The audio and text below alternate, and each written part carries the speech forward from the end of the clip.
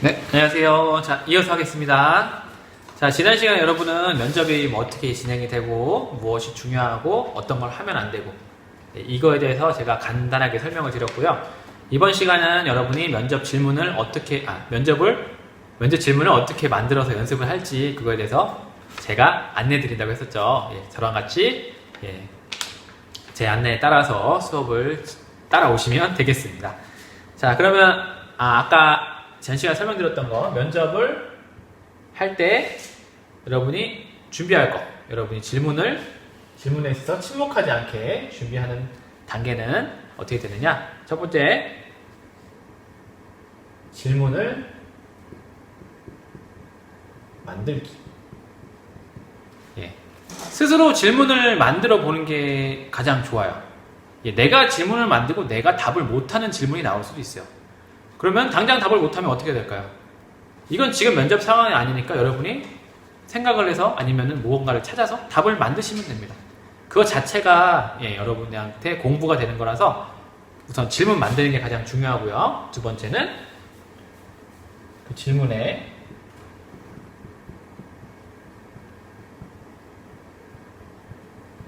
그 질문에 답을 달아보는 겁니다. 네, 아까 전 시간에 제가 여러분께 질문한 거 있었죠. 여러분의 이름은 한자로 어떻게 씁니까? 그리고 뜻은 어떻게 됩니까?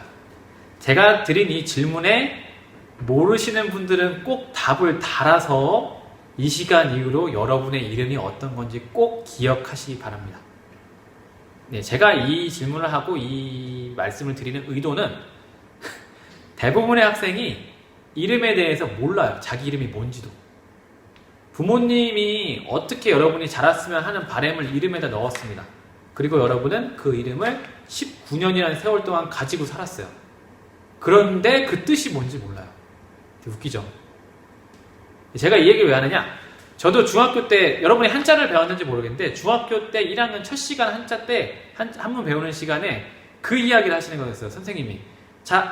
자기의 이름 한자로 쓸 수 있는 사람 하니까 손든 사람이 우리 그때 당시에 저희 반이 거의 정확히 기억이 안 나요. 30 몇 명, 32, 35? 이 정도 되는 것 같은데 손드는 사람이 10명이 안 되고 저는 손 못 드는 사람 중에 하나였죠. 근데 그 질문을 딱 받는 순간 너무 부끄러운 거예요. 스스로가. 와, 내가 지금까지 살아오면서 내 이름조차 모르고 살았구나. 그때 너무 부끄러워가지고 그때 진짜 열심히 써서 외웠어요. 진짜. 그래도 지금 잘 헷갈릴 때가 있어요. 제 그 획이 워낙에 많아가지고. 그래서 여러분도 이 시간 이후로 꼭 자기 이름을 한자로 쓸 수 있는 사람이 되길 바랍니다. 정말 이게 애매한 경우가 있는데 회사에 가서 뭔가를 이제 적어야 되는 상황이 됐는데 그러면 그러니까 제가 이제 정진왕이니까 제가 이제 타원이 나갈게요. 정진왕 씨 일로 오세요. 여기 이거 서류 작성해야 되는데 여기 이름이랑 한자로 쓰고 좀 해요. 그러면 이제 제가 딱 가서 쓰려고 하는데 한자가 기억이 안 나. 그럼 이 사람들이 이제 그러니까 한자가 기억이 안 나는 사람이 어떻게 하냐? 지갑을 주섬주섬 꺼내가지고 거기서 뭐죠? 주민등록증을 꺼낸 다음에 한자를 이렇게 유심히 본 다음에 그려요. 그런 학생들이 대부분이에요. 근데 그거를 미안하지만 옆에서 보고 있잖아요. 그 장면을 한숨 나와요, 정말. 진짜 그 사람이 100이라고 평소에 봤으면 이 장면 하나로 80, 70으로 떨어집니다. 그냥. 그러니까 여러분 꼭 제가 질문했던 이 답을 외우시길 바랍니다. 한자로 이름 꼭 쓰고 외우세요. 자, 질문에 답 달아주시면 되고요. 그 다음에 마지막으로 이건 모든 면접에 있어갖고 늘 하는 건데요.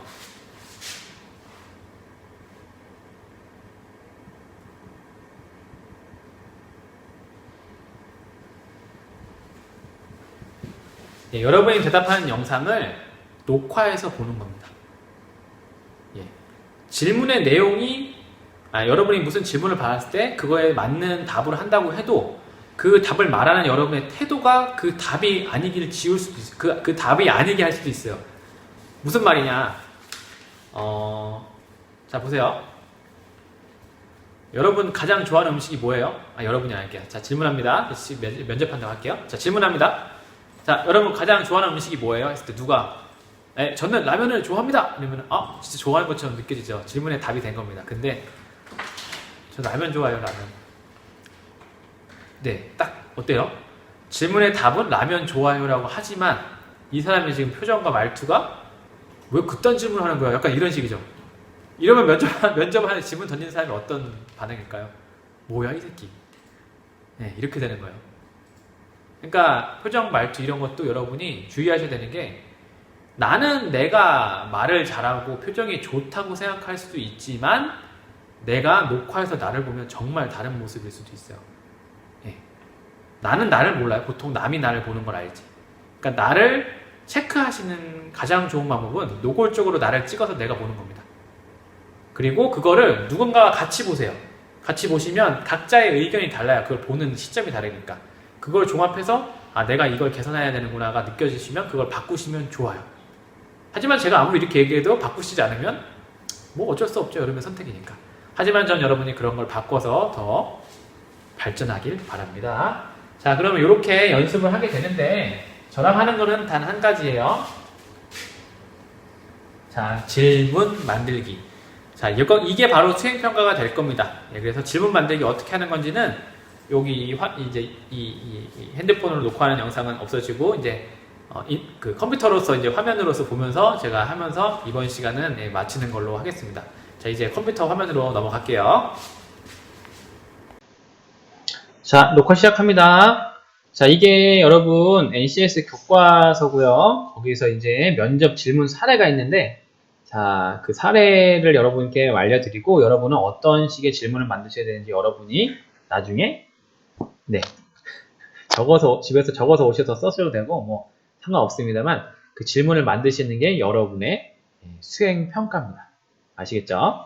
자, 그러면 한번 교과서에 어떤 식으로 나오나 봅시다. 자, 적극성을 판단하기 위한 질문들 볼게요. 자, 우리 회사는 어떤 일을 하고 있는 곳이라고 알고 있습니까? 자, 적극성을 판단할 수 있는 기준이 맞죠. 최소한 그 회사가 어떤 걸 하는 회사인지는 알고선 지원하는 게 적극적인 거죠. 예, 만약에 면접에 와서 저 이 회사 뭐 하는 회사예요? 이러면은 예, 왜 왔지 싶겠죠. 예. 자, 그리고 적극성 두 번째, 우리 회사를 지원하기 위해 어떤 준비를 하셨나요? 자, 제가 제 입장에서 말씀드리면, 제가 교사를 위해서 무엇을 준비하셨나요? 이렇게 하면은 예, 저는 대학을 다녀서 교직이수로 해서 자격증을 땄고, 그 실기 수업을 준비하기 위해서 스스로 연습을 많이 해서 거기에 대한 자격증도 준비했고, 그리고 주방에서 일한 경력도 있어서 이게 교육하는데 이야기해줄 경험과 예, 실력을 키울 수 있는 기회가 됐었습니다. 뭐 이런 식으로 대답을 할 수 있으셔야 됩니다. 자, 그리고 당신은 우리 회사에 왜 생산지 사원으로 지원했습니까? 우리 회사가 매출을 얼마나 올리는지 압니까? 광고는 어떤 게 기억납니까? 우리 회사 이름의 의미를 아십니까? 요거 가장 기초적인 거예요. 진짜 가장 기초적인 거. 여러분은 여러분의 이름을 아십니까? 네, 아까 제가 질문했던 거랑 똑같은 거죠. 이런 식으로 적극성을 표현하는 질문을 하셔야 되는데, 자, 제가 여러분께 말씀드리고 싶은 그 수행평가는 여기에 있는 질문을 하시면 안 되고요. 제가 원하는 건 정말 기발한 질문입니다. 기발한, 어디에도 나오지 않는.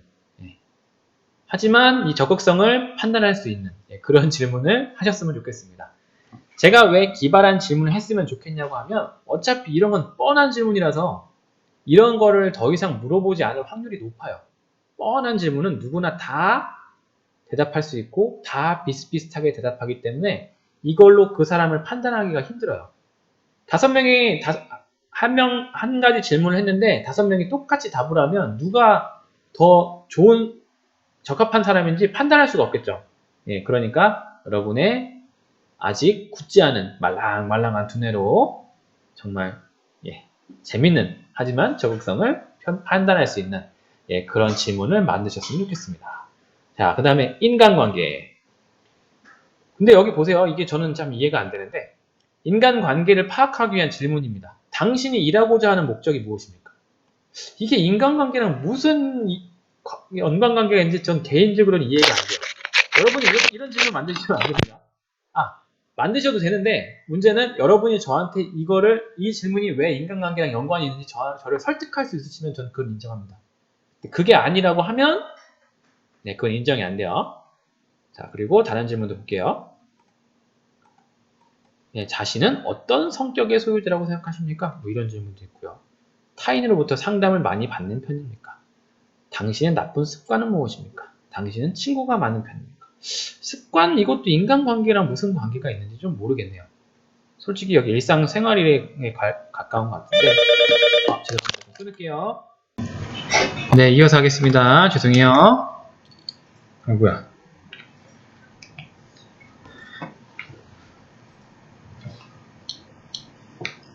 자, 그리고 직업관은 당신이 일하고자 하는 목적은 무엇입니까? 성공적인 직업생활 제가 첫 번째 시간에 말씀드렸죠.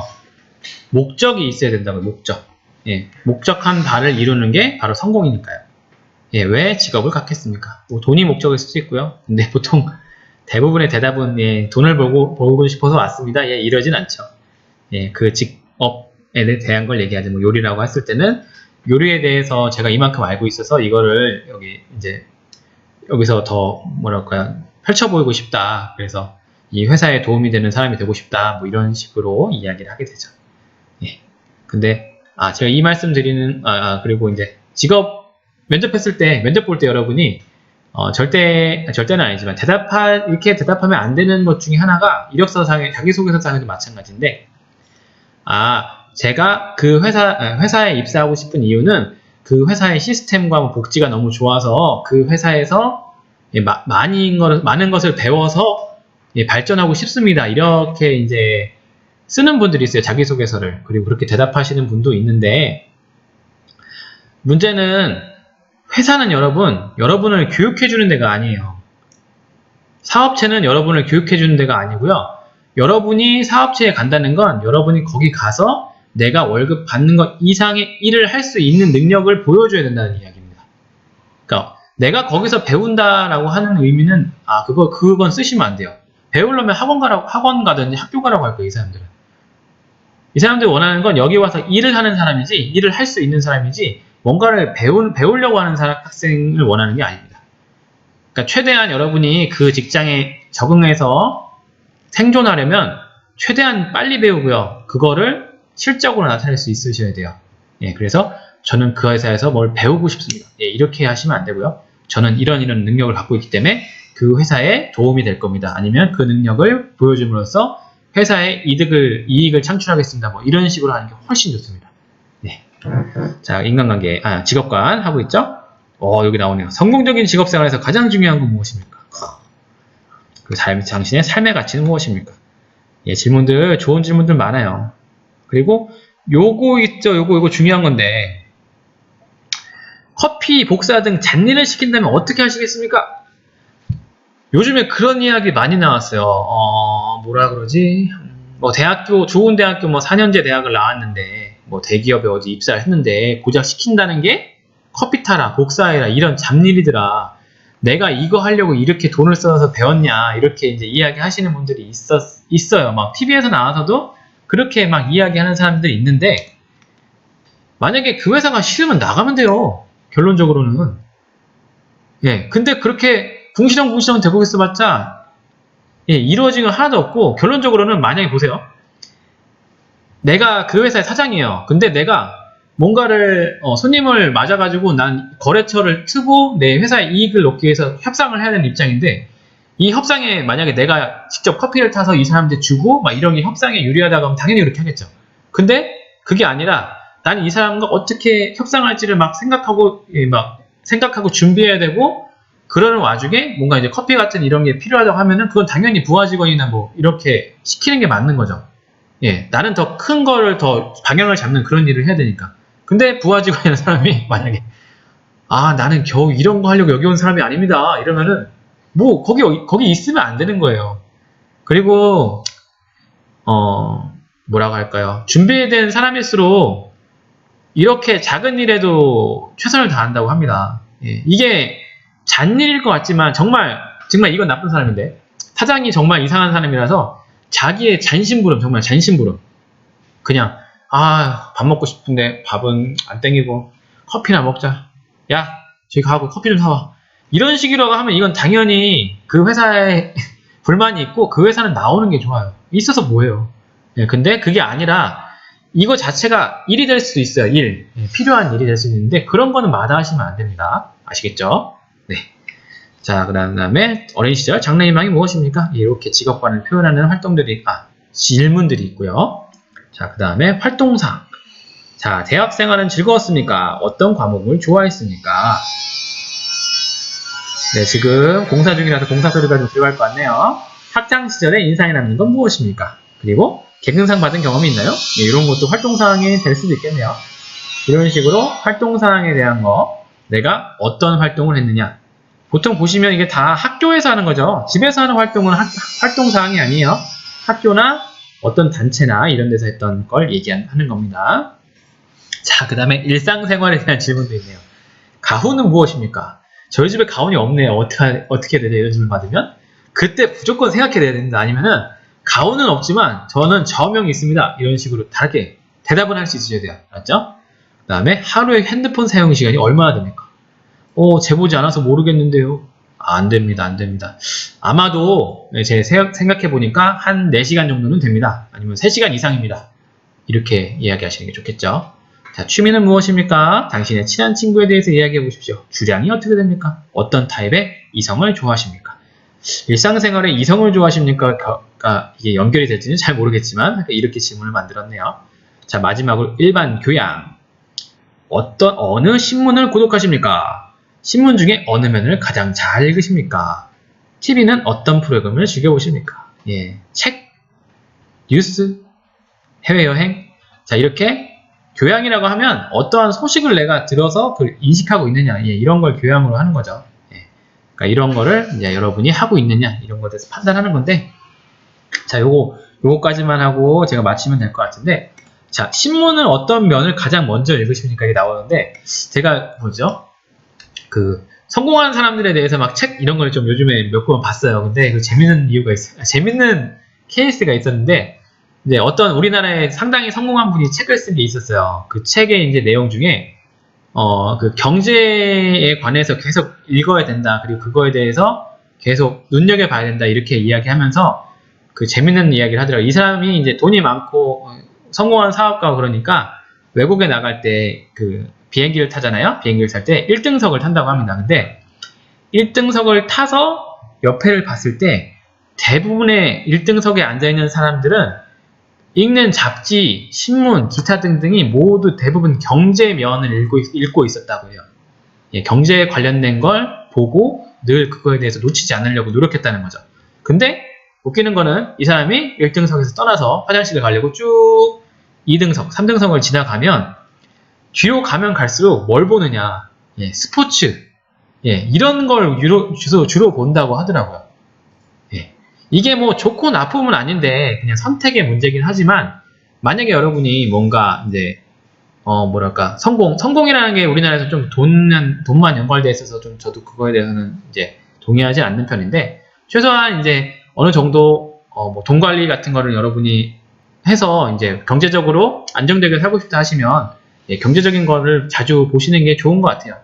그걸 보는 사람이랑 안 보는 사람은 당연히 차이가 있겠죠. 그런 이야기가 있었다는 거 말씀드립니다. 자, 그러면 여러분 수행평가는 어떻게 진행이 되느냐. 자, 이제 화면을 다른 걸로 넘길게요.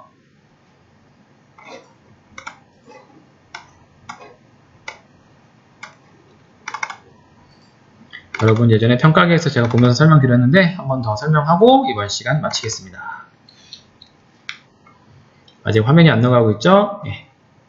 여기서 열리면 안 되는데.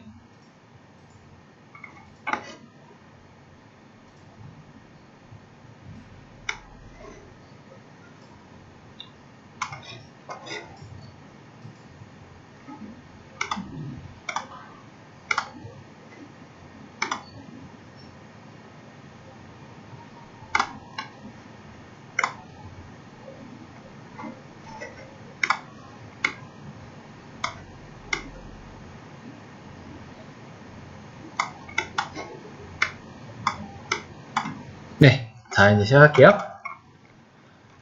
자, 여러분은 이제 면접 질문 만들기라는 수행평가를 할 건데,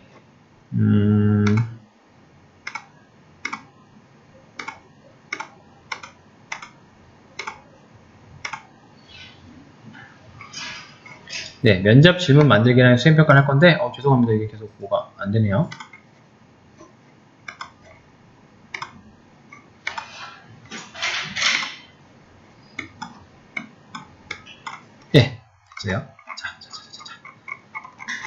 자, 이제 마지막 수행평가 설명드립니다. 자, 요 면접 질문 만들기라는 수행평가를 할 거예요. 자, 이거 어떻게 수행평가 할 거냐?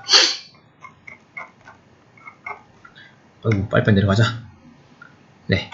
아까 말씀드렸던 그 교과서에서 제가 다 다뤘던 적극성, 인간관계, 직업관, 활동사항, 일상생활, 일반 교양 이 6가지 영역에 대해서 2가지씩 여러분이 질문을 만들어 주셔야 합니다.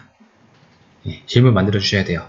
그런데 교과서에 있는 내용을 똑같이 질문을 여기다 넣으시면 절대 안 되고요. 여러분만의 질문을 만드셔야 되고, 제가 여러분이 만든 질문을 받았을 때 이거는 이 영역이 아닌 것 같은데 했을 때 제가 그걸 여러분을 불러서 질문할 거예요. 이게 왜 이 영역에 포함되는 질문이냐. 그랬을 때 여러분이 저를 설득할 수 있으시면 그건 인정이 됩니다. 아시겠죠? 예. 그렇게 해서 여러분 수행평가를 마무리할 거고요. 다시 말씀드리지만 여러분이 사장님이 바로 되지 않는 이상 누군가의 밑에서 일을 해야 되는 상황이면 반드시 면접을 하게 돼 있어요. 꼭 면접이라는 게 여러분 뭐 복장을 갖춘 다음에 면접실에 들어가서 면접을 하는 게 아니고 입사하기 위해서 그쪽에 사장님이랑 대화하는 것 그 자체가 면접인 거예요. 그러니까 이번 기회를 통해서 여러분이 이런 질문이 나올 수도 있겠구나 그러면서 질문을 좀 만들어 보시고 그 질문에 대해서 나는 이렇게 대답해야지 해서 답을 달아보시고 그리고 이거를 직접 여러분의 입으로 대답을 해보시고 이런 연습을 통해서 여러분이 조금이라도 나중에 면접을 할 때 있어서 긴장을 덜 하고 여러분이 100이라고 하면 110으로 나타낼 수 있는 그런 여러분이 됐으면 좋겠습니다. 자, 이제 이번 시간은 여기서 마치겠고요. 네, 바라고 바랍니다. 이 시간, 금요일 수업도 있구나. 이 수업이 나가는 이 주를 끝으로 그 다음 주에 꼭 오프라인 개학이 되길 바라고 바랍니다. 자, 그러면은 수고하셨고요. 남은 수업 잘 들으시고요. 오늘 하루도 잘 보내시기 바랍니다. 감사합니다.